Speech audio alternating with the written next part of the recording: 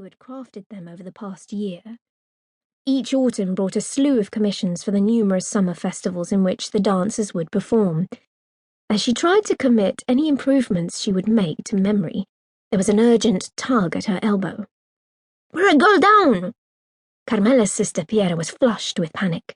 It made her look wirier than she was already. "What?" "Ripped her ankle, you're on!" "Nonsense!" "Here's her costume," Piera said, shoving a mass of colour in front of Carmela. With that, she grabbed Carmela's arm and dragged her down into the warren of darkened streets in a frantic search for an abandoned doorway to change in. "This is ridiculous!" Carmela cried out, trying to catch her breath. Piera cut a sudden turn downhill, passing their Zio Raimondo's shoe shop. Then she jerked to a halt beneath the arches of the old Spanish house, a high-walled, diminutive fortress left by the 16th century Spaniard invaders her islanders were so proud of. "Just ask one of the Nugedu girls," Carmela said, trying to fight off her sister's quick hands scrambling over the buttons on the back of her dress.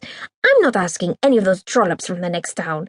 "Then tell the dancer's partner to sit it out too, for goodness sake," Carmela snapped, quickly reaching to catch her own dress as it fell over her slip towards the cobbles. "Piera!" she gasped, seizing her sister's hands. "Have you lost your mind?"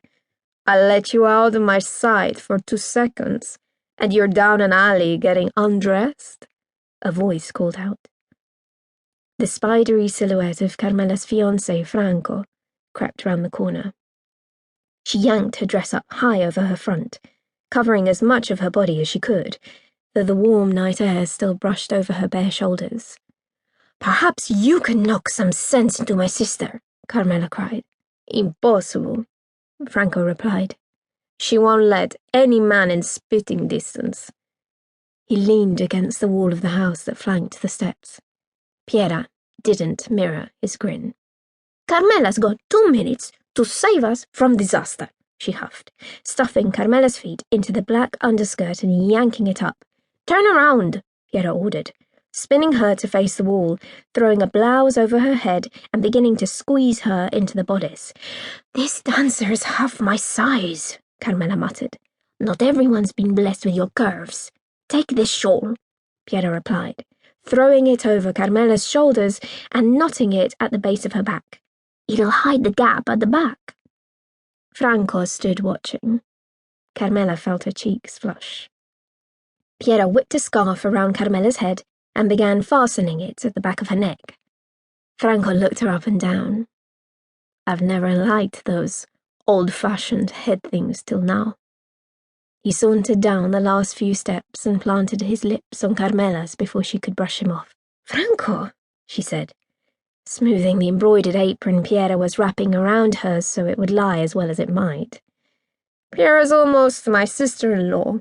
Not the last time she'll see me kiss you. Not if I can help it," Piera piped from the hem of Carmela's skirt where she crouched down to pick it out from under her square heels. Franco smirked. "Tomboys make fine spinsters, Pierre." "That's enough, you two," Carmela said, feeling the heat of embarrassment and increasing nerves. "Franco! Vieni subito!" a voice called. The 3 looked up toward the steps. "Cristiano?" Franco yelled up to his cousin as he came panting down towards them. Franco pulled away from Carmela. "What in God's name?" Cristiano stood, breathless and giddy with liquor. "You must come! The boys have got the Americans in a drinking competition.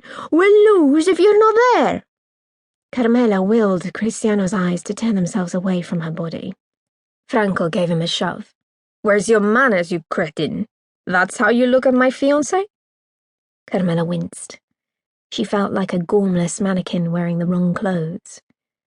"Come on, you imbecile," Franco said, giving his cousin a kick as they set off. "You watch this, Carmela," he called back with the malevolent bristle of an adolescent. "We'll show those GIs what Sardinians are made of." With that, they bounded around the corner to inebriation.